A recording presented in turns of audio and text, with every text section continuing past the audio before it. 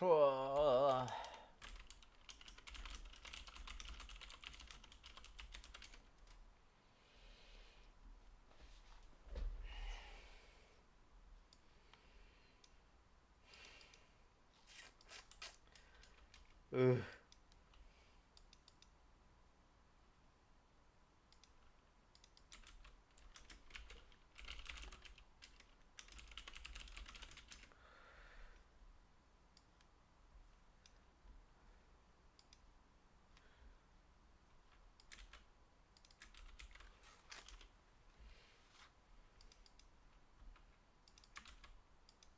Let's get some music going today. Alright. How are all of you doing today? Today I want to talk about some things. I haven't completely decided yet, but I got the book The Old Man and the Sea, so I am going to read this book. Whoa. Whoa. Okay. So, I just opened the book and I saw this and I was like, whoa, did someone handwrite something on this book when I just got it from Amazon? But turned out to be the book's design. So I was briefly surprised. Okay.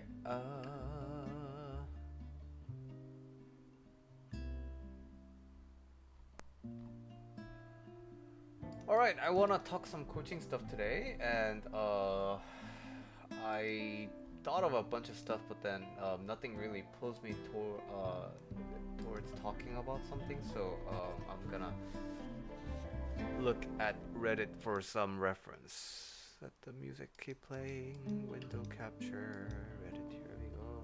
Okay, let's talk some coaching today.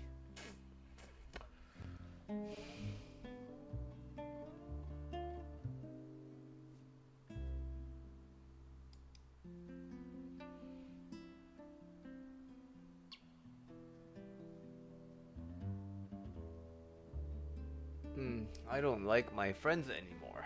So, I don't. Probably not gonna record this, but okay. Um,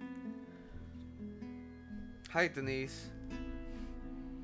Yeah, it's nice to sleep early, so that's good. I don't like my friends anymore. I'm 23 male and have come to realize recently that I really don't enjoy hanging out with a lot of my old friends very much. They're not awful people, but we just have no common interests and different values. How do I distance myself without being an asshole to people who did nothing wrong?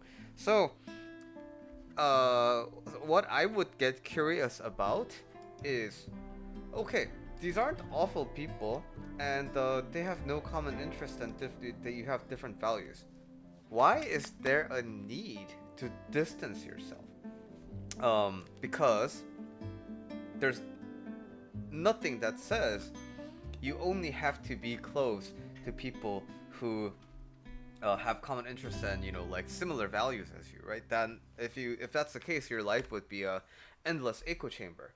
So something inside of the mind has the construct and it's instructing you to, these people aren't really vibing anymore, so we gotta go away. And I would really get curious about why I want to distance myself. And but like how, but to answer the actual question, how do I distance myself without being an asshole to people who did nothing wrong? You just stop contacting them proactively, and when people invite you, you politely decline. And I know these things are so much easier said than done, but at every point in life, if you want to, do something and it feels difficult, unfortunately, you have to do it to actually, get over that hurdle, right? You can try to think about different ways to make it more manageable, make it easier for you to do things, but the pitfall for that is then you become dependent on easiness, and you become the type of person who can only do things when it's easy. And I don't want you to live that kind of a life, and that's why I suggest to you, you just gotta learn how to do things even when they don't feel easy, and even when things don't feel that great. That's a valuable skill to have.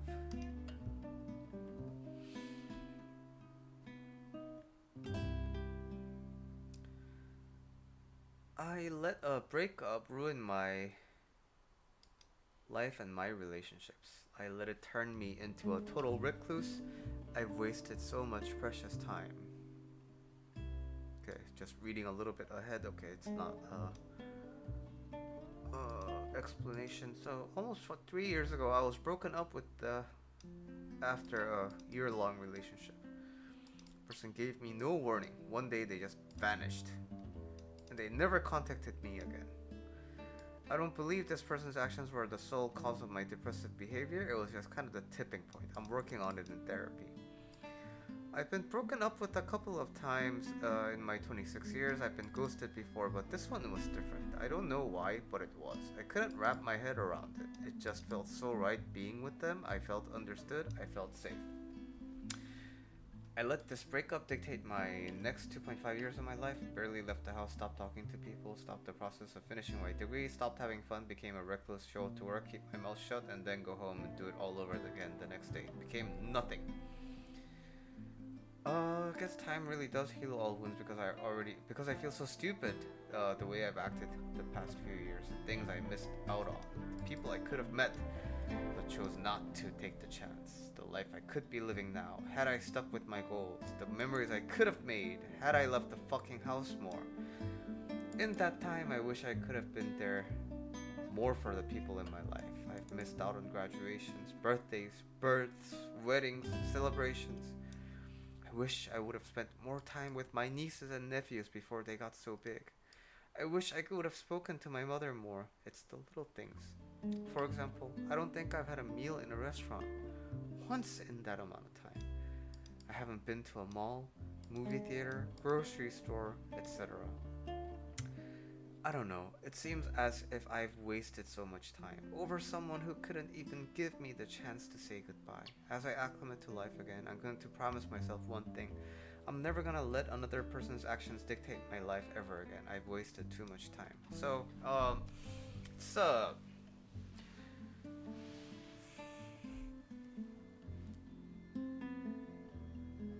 So being ghosted, right?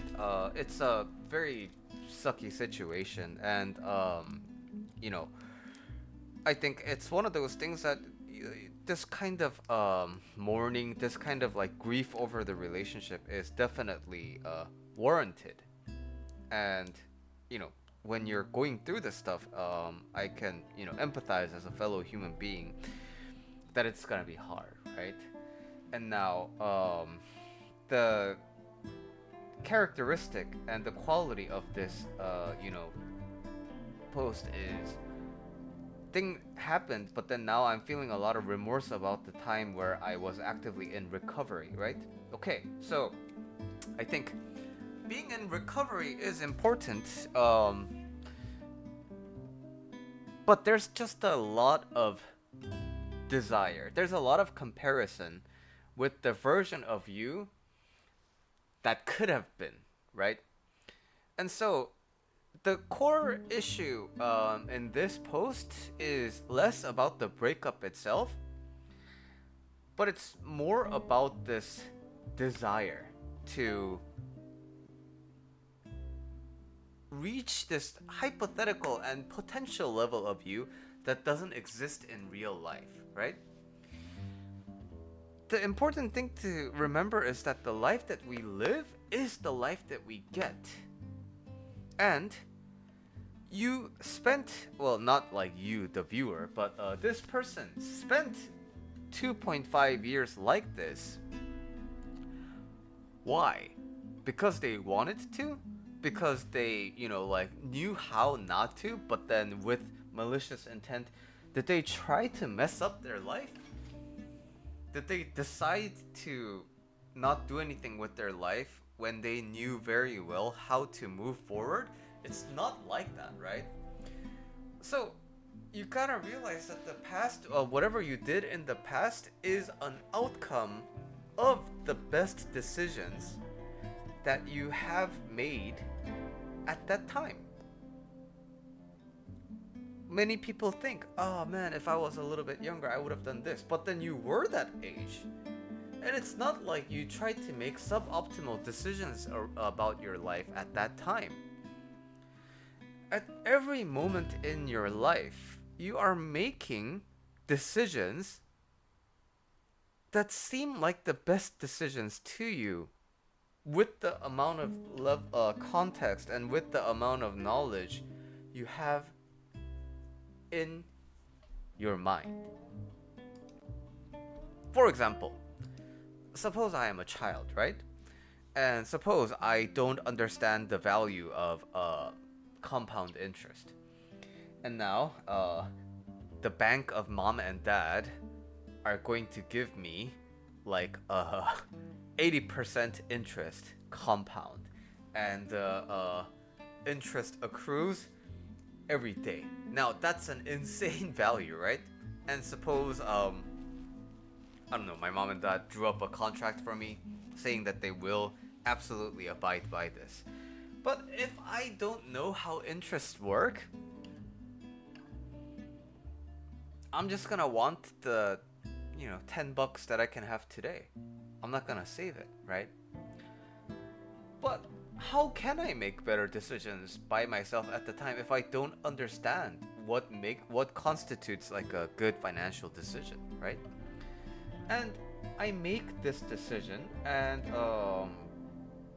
maybe in the future I get to learn about interest, and then now you're like, oh my god, I should have taken that sweet deal.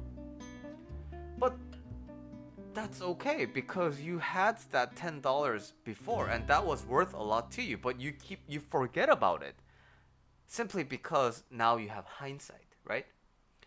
And so this kind of a phenomenon tends to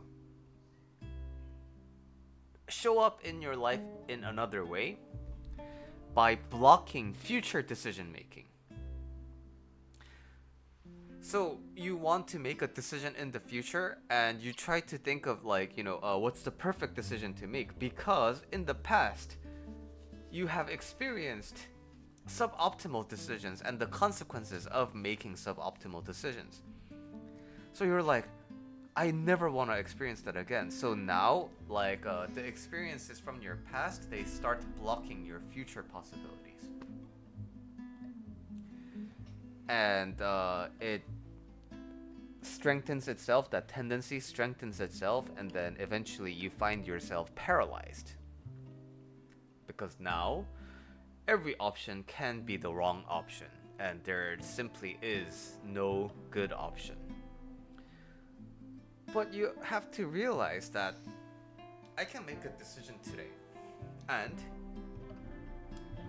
all the possibilities are open for tomorrow. So, tomorrow I may severely regret this decision. At the same time, tomorrow I may not know what happens as a consequence of this decision. So whether it's good or bad, I may not have the awareness around it. My wife and I were talking about, the Sewol ferry incident in Korea that happened a few years ago. At that time, I was on a business trip in California, and my wife was in Korea. So she got the real-time disaster alert, but then I didn't, because I was in a different time zone and I was like doing something else, right? I was probably sleeping at the time. So now, like, this event happened, this event that shaped modern Korean society happened, but I was completely unaware of it. So just like that, I could make a decision today that impacts my life some way, but I may not be aware of it. Moreover, there's also the possibility that something happens today, I made a decision, and tomorrow I benefit greatly from it, and now I'm like, oh, fuck yeah, that was like the best decision of my life.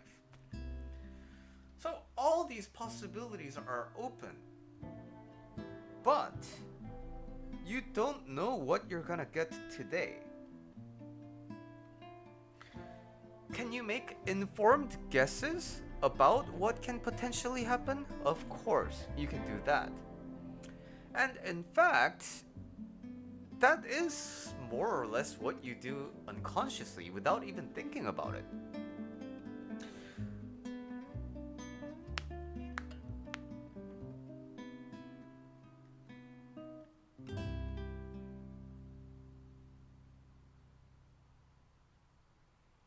In order for me to get a gold medal in my jiu-jitsu tournament, I have to enter the competition, right? I have to compete in order to get a chance at winning the gold medal. This doesn't mean my entry to the tournament is going to guarantee the gold medal or any medal. But the importance is, if you want a gold medal, you have to make the condition for the gold medal happen, which is entering the competition, right? So we all want the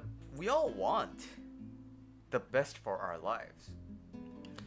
And in order for the best in our lives to happen, we have to make decisions and live life so that those things can happen, so that those things are more likely to happen.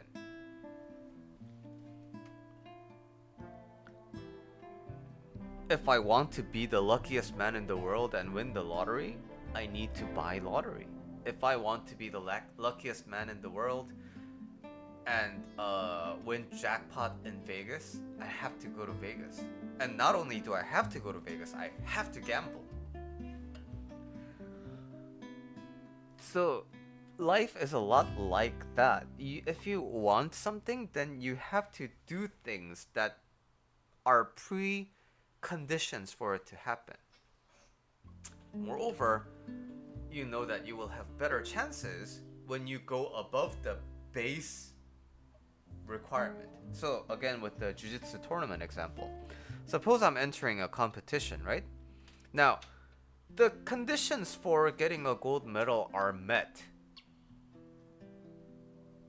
Because if I enter a one-man bracket because none of my opponents show up, gold medal. That can happen, right? But relying on that to get my gold medal will take a very, very, very, very, very, very long time and probably a lot of different tries. So, in order to up my chances of getting a gold medal, what do I have to do? I have to, number one, compete and register for the tournament. And number two, I have to train hard. I have to train for multiple different scenarios. I have to train for my endurance. I have to train for, explosiveness. I have to train for proper techniques. I need to train for escapes and all these different scenarios. So that is going to help me improve my chances. So that was a very, very long detour about the actual topic of this post. But okay, you wasted too much time. All right. It's something that happened in the past. And we look at it right now with the lens of regret. But the same kind of a life that, there's a way to look at this experience differently. It's a 2.5-year lesson. And it costs $0 to give you this life lesson. You know how, as a life coach, I can tell you, this last statement, you wouldn't believe how many people want this but can't have it. Because, the tendency of their life tends to catch themselves again. And so they find themselves repeating the same pattern over and over. But you learned this really valuable lesson for free for the very affordable price of 2.5 years. And now, with this, you march into the future and you keep thinking about, what do I want in my life? How do I improve my chances of getting the life that I want? And you act upon that. Hi, Carolina. Alright. By seeking to be comfortable, you are actually poisoning yourself. The unfortunate reality of life is that the moment you seek to be comfortable, everything will start to work against you if you do not exercise your body, apply your mind to something you care about. Spend some time every day looking inward with meditation and self-reflection. Be willing to break old habits, mind patterns, and limitations, and keep an open mind to different perspectives. Life will actually be very cruel to you. When you are not constantly stretched, all kinds of demons will start to show up in the mind. Have you seen what happens to the body after just 1 week in a hospital bed? What do you think happens to your brain if it is not challenged? Unless you constantly strive to be better, you will become a stagnant pool. Stagnation will ultimately poison your life. Sadhguru. So,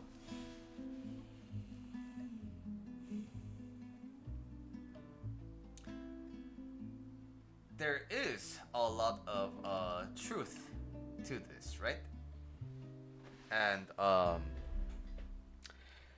this is something that I also advocate a lot. In fact, 2 topics ago, I encouraged you to do things that feel uncomfortable to you. So, I am an advocate for this in general, but and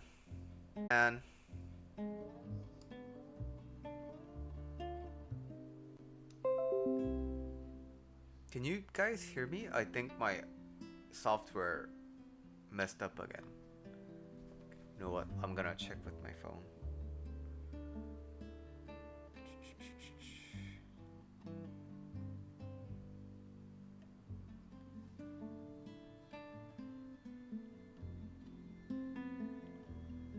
Okay, froze for a minute. This keeps happening since yesterday, and I don't know why. Okay, well, yeah, I may have to disconnect a bit and look into why this is happening. But anyway, just to finish up on this topic,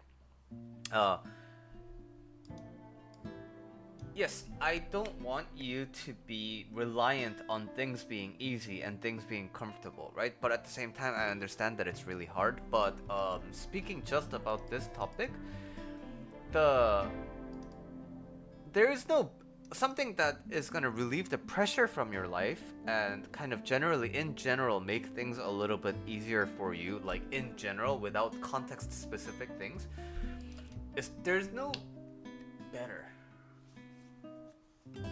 This is this implies that there is an absolute measure of better, but there isn't.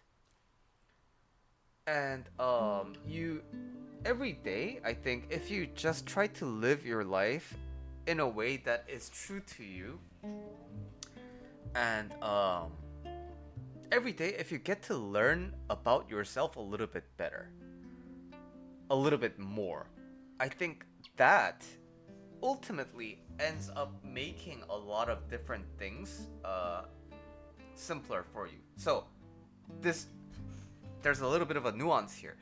This simple and comfort means your ease in life in general, right?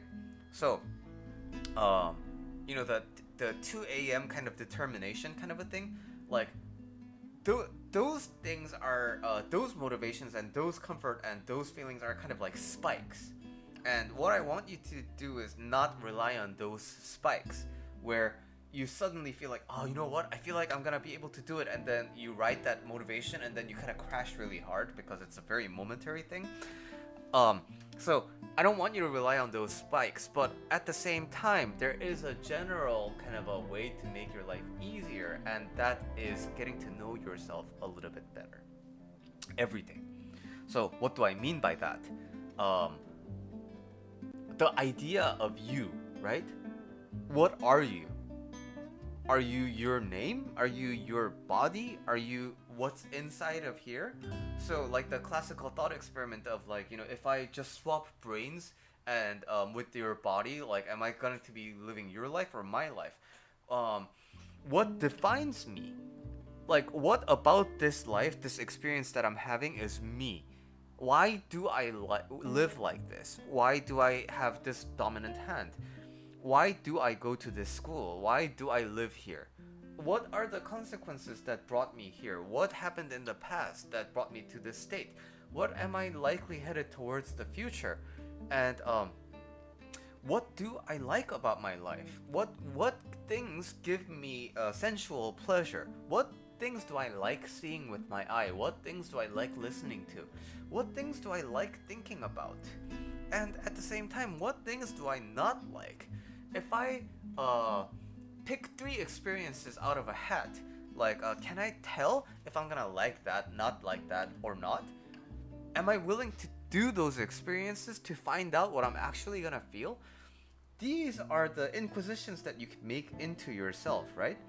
And the more you get to know yourself, the more you can, the more life in general becomes easier for you, simply because you know yourself really well, so you're likely to go the path that you enjoy being on. And that is really how you kind of improve the ease of your life in general. You don't try to seek what other people are seeking for the global good. You just live life true to yourself, and in order to do that, you need to know what is life, as true as it can be to you.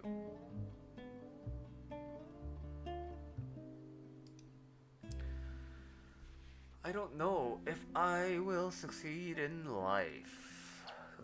Looks like the stream's doing well now. I don't know what happened before. But anyway. I'm too paranoid and passive. I'm not just do it kind of a person, and I think too much but not take enough action. I know I'm still young, but I won't be forever, and I feel like people expect too much from me. Is this just how I am and I should accept it, or am I supposed to do more? This whole thing honestly freaks me out because I genuinely don't know what to do.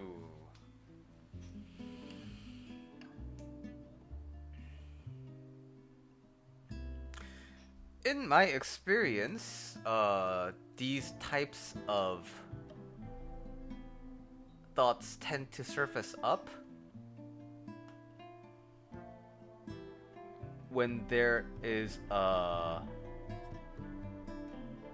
Thank you for letting me know. When there is a big discrepancy for life experiences that are good and life experiences that are bad.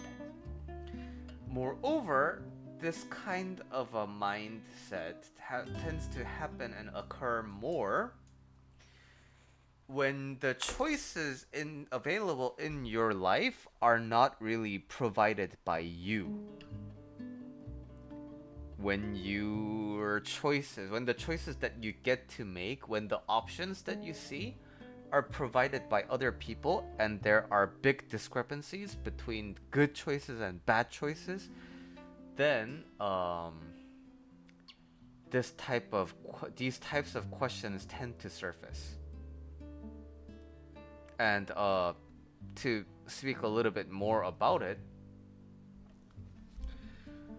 key phrase here is I don't know what to do. I've been playing the same music over and over, huh? Let me give you guys a break. Why won't you know what to do? Because you never really explored that for yourself.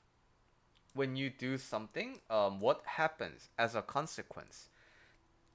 That is available to you in the form of information and knowledge, right? But, so, for example, suppose I eat Indian food, and I've never eaten Indian food before. And when I eat it, I come into contact with the experience of eating Indian food, right?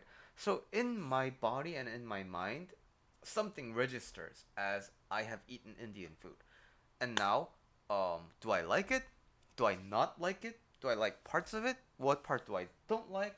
Those all get filled out in my brain, right? And now, um, suppose I really liked Indian food, then good. I know what to eat later in the future, like when I feel like it. Now it's kind of a option that's available for me. Suppose I didn't like Indian food, also good, because I can eliminate that choice from my life when it pops up in the future. Yeah. So I come into contact with the experience of eating something, and then my mind draws the map of whether it's good or not. But now, in this hypothetical experience, suppose that Buddha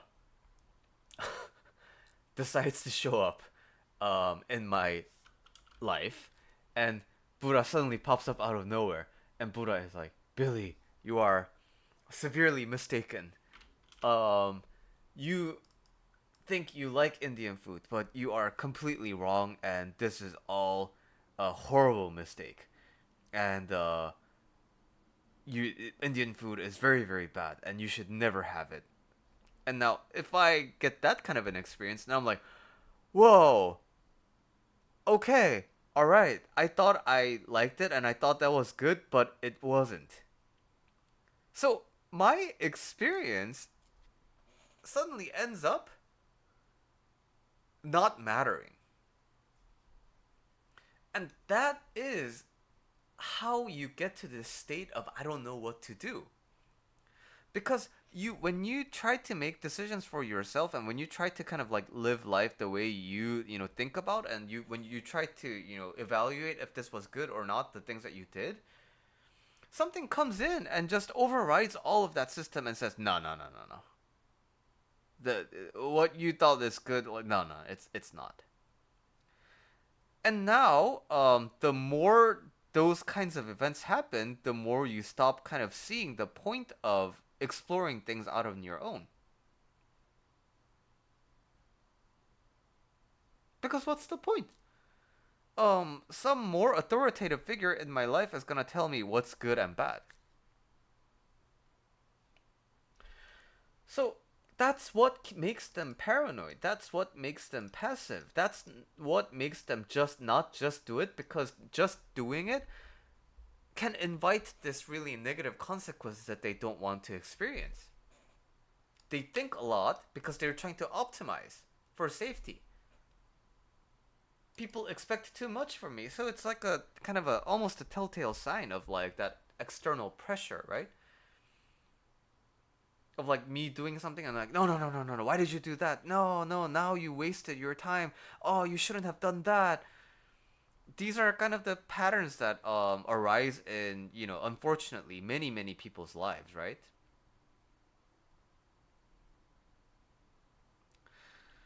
So this is just how you are at this time. But nothing dictates that your life is constantly always going to be like this, depending on how you live in the future. You have to realize that the fate of your life lies in your hands. And other people can have opinions about how you should live your life. Other people can have, inputs and opinions about how you should live your life. And you know what? That's completely fine, right? So, females in this society typically tend to be told, "Oh, you should smile more," right? And nowadays, it's that's seen as a very kind of a insensitive kind of a thing to say. But now the advice, or like the unsolicited advice of you should smile more, is, if you think about it like qualitatively, it is one person's opinion, right? So Jesus had the opinion of well, shit, what's a Jesus's opinion? I love thy neighbor, right? And so how you interpret that, like, other people's free will and opinion and advice is up to you. And most of the times we don't think we have a choice.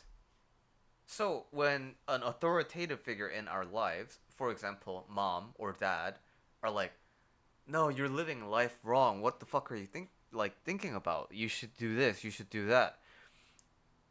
They're not trying to like make your life miserable. They're trying to, they're expressing their free will, and they are expressing what makes sense to them, the life experience that makes sense to them. And now you have the option of taking in taking it in for face value, and like my mom is saying that this is a great option, so it must be a good option. Or you have the option to think, you know what, like mom thinks that, and that's fine. Dad thinks this, and that's fine. Like they're free to think that, but I am my own person, and I'm gonna think whatever I want.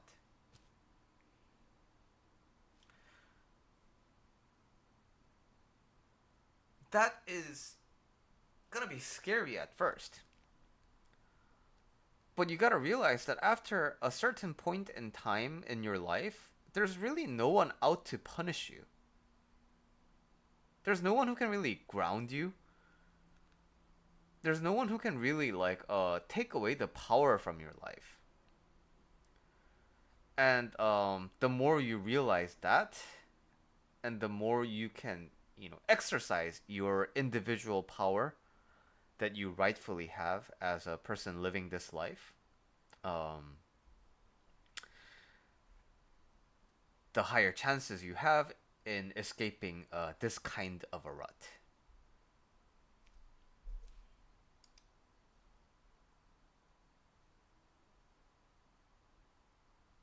Okay, this I think is going to be the last one for today because I have some phone calls to make in Korea. Oh, and this is a pretty long one. All right, but let's see what this person is having trouble with. My life is the worst it has been. I'm a college student on the last semester of my degree, writing this after another sleepless night. Before last year, I had probably done a maximum of one or two all-nighters of my whole life. Not sure if those even count because I fell asleep right after the sun rose. 50 of them. Wow. Constantly take naps during the evening. Horrible sleeping patterns stem majorly from two other problems: complete lack of productivity and my extreme addiction to my computer and phone. Lack of productivity. I've always been a lazy person, very lazy person, probably because I've always had at least ability for learning and picking up things fast. So, without progressing further, I can sense that this person may be neurodivergent. Studying on the last day before a test has always been the norm for me. My grades have never been on the top class, but decent enough. Now I can't even make myself study on the last day. I had the lowest grade of my life a couple months ago. Simply never read the material at all. Missed an exam completely as I was afraid to embarrass myself. Yup. Can't do anything productive at all. Watch another deadline go under the 24-hour mark. Tell myself the only way to out of this is to pull an all-nighter. Do nothing. Yup. What do I do with my free time? Stare at a screen. Entire nights. Just watching TikTok. Yep. Play games. Short dopamine hits. So, ruined my life in several aspects. Severely stressed because of the amount of work that I have to do. Regardless of the fact that I never do it, I keep making empty promises to people around me, telling that people I will do X and Y, but I never follow up on those promises. I keep being late to everything because I always fall asleep at random times. I'm always grumpy. My sex drive is all at an all-time low. I have a gift from my girlfriend, which I was gonna give her a month ago on our 2-year anniversary, but I never finished it. My relationship with my family is horrible because, yeah, I don't know what to do. I have 3 deadlines this week. So,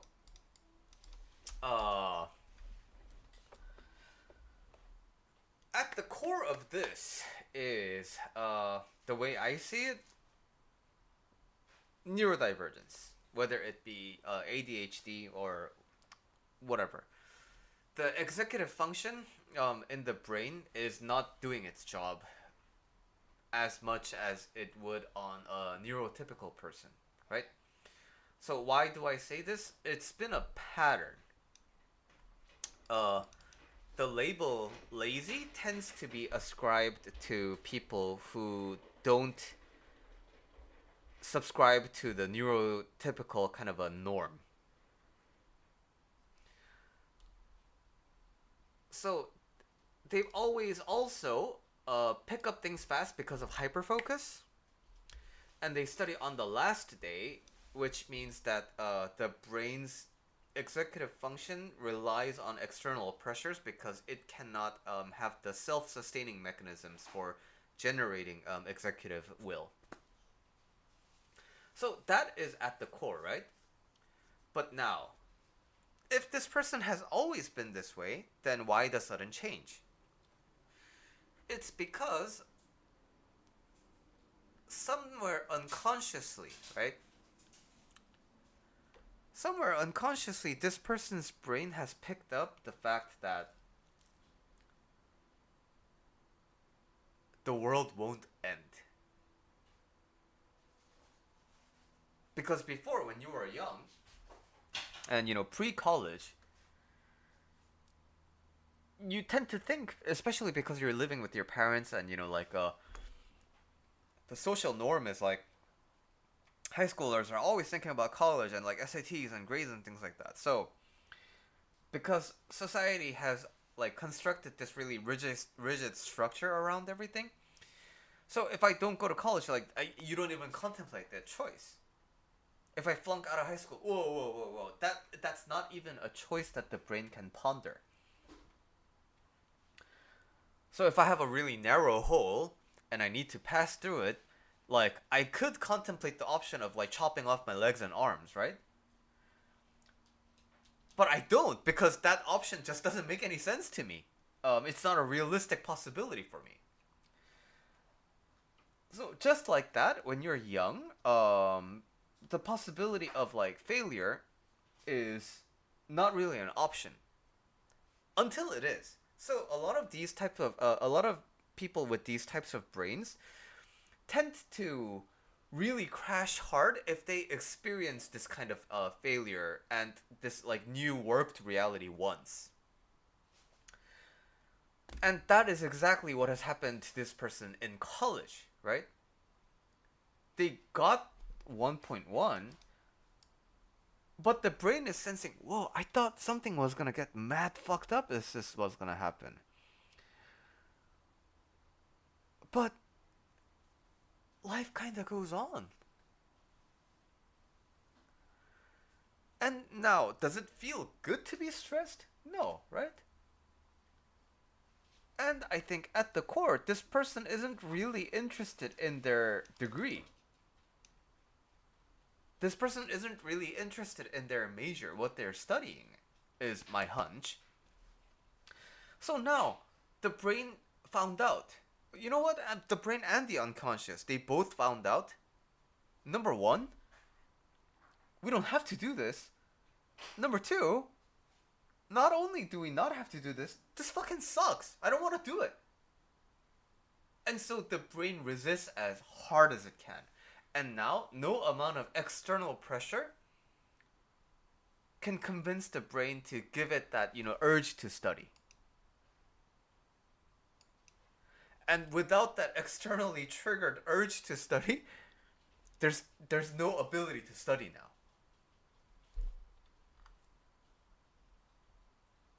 So, of course, you can try Pomodoro, you can try splitting work, you can try, start something, you can try meditation, you can try all the things that I do. You can try 108 bows at 6 a.m. in the morning.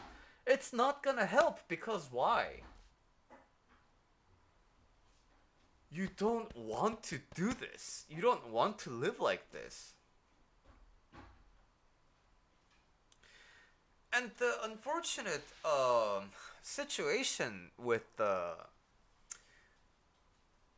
these types of brains is that society tends to really indoctrinate the idea of that a good life is a neurotypical life, and the life that is typically experienced by neurodivergent people is like, no, no, no. You're just fucking lazy. No, no, no. You just have no discipline. No, you're just a crappy human being. That's how the narrative around neurodivergence goes, right? And luckily, and thankfully, there's a lot of people who advocate for more, neurodivergence these days, and they speak out more about these types of issues. And a lot of like autistic people, a lot of bipolar people, and a lot of like hypersensitive people. All these people share a lot of tips online with TikTok about their lives and how it's really different from the neurotypical person's life. So I'm more or less a neurotypical guy, right? So if I need to do something but I don't, yeah, then could I see myself as lazy more so than a person with ADHD who literally can't because the brain just doesn't produce the chemicals to make that happen like me, right? So it's kind of like asking an Asian person, like, why aren't you black? Because I'm not, right? It's just what's in my DNA. So that is what's going on, but it looks like a very grim situation, right? But the core truth here, as difficult it is to believe, the core truth here is that your life can still be happy. And you know what? You don't need to fix your life because your life is not broken. You are perfectly capable of living a life that is shaped and fit your brain and your needs. But you have to believe that kind of life is possible and good for you. But what is going against you right now is the fact that there's a lot of belief installed by society that being, the way you are is lazy and you're broken. And you need to fix yourself. And when you are a minority, it doesn't really matter what the topic is, it feels really vulnerable and scary. So suppose I have 700 something, subscribers on my YouTube channel, and now suppose we all go out to dinner together, and I happen to really want Chinese food, but if all 700 of my subscribers are like, no, fuck you, dude, we're gonna eat American food, we're gonna go to Applebee's. Now, like, I'm gonna be very kind of like intimidated on a topic as mundane as dinner. And that is the power dynamic between the majority and the minority, right? But ultimately, you gotta understand that yes, life as a minority is hard, but the majority doesn't get to dictate how you live your life. You get to dictate how you live your life. And that kind of faith and trust in yourself, almost to the point where it's radical trust in yourself that seems unrealistic, is hard, but it is the really, really, really, really hard to swallow pill that is needed exactly in these types of situations. All right, that concludes my stream for today. Now, I need to make some phone calls to Korea, but at the same time, I also need to test if my stream is gonna close up correctly because yesterday it just stopped out of the blue. So I'm going to terminate my stream. Thank you so much for watching, and crap, I didn't record any of the things that I said, but I'll just leave the stream up. Anyway, have a wonderful night, and I hope you have I hope you have had a wonderful Monday, and tomorrow's another day. Let's live another life. Let's live another day. to the best of your happiness. I believe